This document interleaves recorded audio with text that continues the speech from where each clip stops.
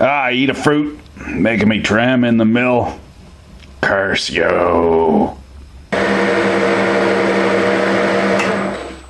Well, how convenient it is that Adafruit not only sells the PCB ruler with the extra dingle arm bit on there, they also sell the milling cutter to trim the ruler. So we're just squaring off this little chunk of aerospace grade aluminum billet in the usual way. And I figured I'd take a little bit of microscope footage. Because microscope.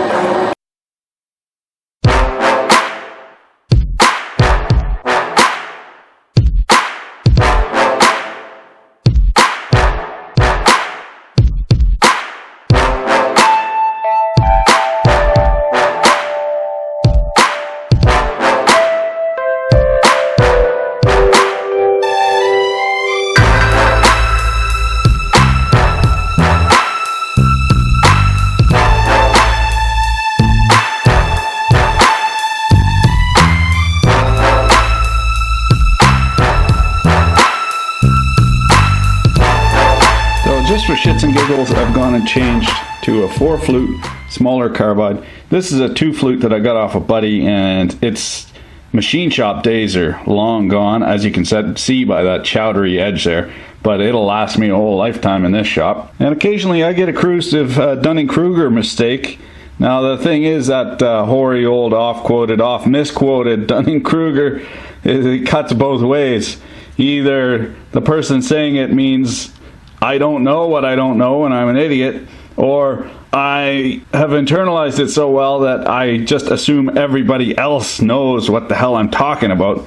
So in order to get everybody on the same page, squaring aluminum, and there is no such thing as aerospace billet aluminum. It's a wank marketing word. When you hear that, from now on your bullshit detector should go off the chart.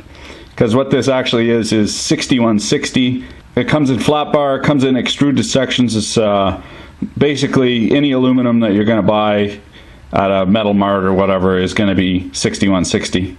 So for your future reference, a little syllabus lesson. If you call it billet aluminum, chances are you're going to get charged twice as much. And now to square it in the mill, of course we put it in the vise, but we only have the one side that's even reasonably square out of the extrusion die. So what we do is we take some TIG welding rod, stick it on the back on top of the parallels here. And of course I trimmed all this in. And then you can go ahead and start cutting faces. And each time you have to clamp on a crappy face, an unsquared face, you got to use this little trick here to get you a sort of half-ass square. And Tom's Techniques has a really good video about that, mind you. I think it's like 80 minutes long. But essentially that's what he's doing. Here we got the 4 fluter, we're going to plunge him a cut.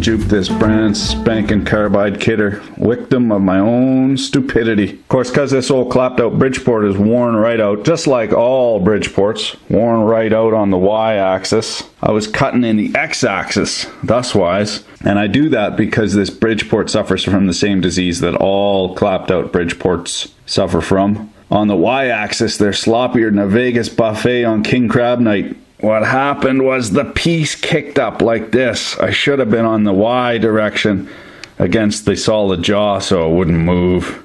And of course, carbide, it's like glass. Super hard, but super fragile as well. So it's real good at doing what it's supposed to do. But as soon as you put any weirdness in the mix, sproing! $40 down the tubes. So hopefully you don't do what Donnie Don't does. Maybe learn from my mistake. Unfortunately, I'm that guy that has to make all his own mistakes. Well, I wanted to show you the completed conversion of the Adafruit ruler into a proper scale. Unfortunately, my empire of dirt seems to have gotten in the way. Now, if you're interested in procuring a Bridgeport milling machine for your junk collection, I will tell you they make one hell of a right deadly junk collector, as well as a super skookum drill press. And of course, there's no better resource online for beginners to run these Bridgeport milling machines than our favorite machining grand dude, Mr. Pete 222, also known as Tubal Cain. And best part is, you don't got to worry about offending anybody, because he is a class act. I'm talking no cussing in sight. The gentleman wouldn't say shit if you give him a mouthful of it. Go ahead and check him out. That's about all I got for now. You guys have a nice week, and keep your shoe on the chute.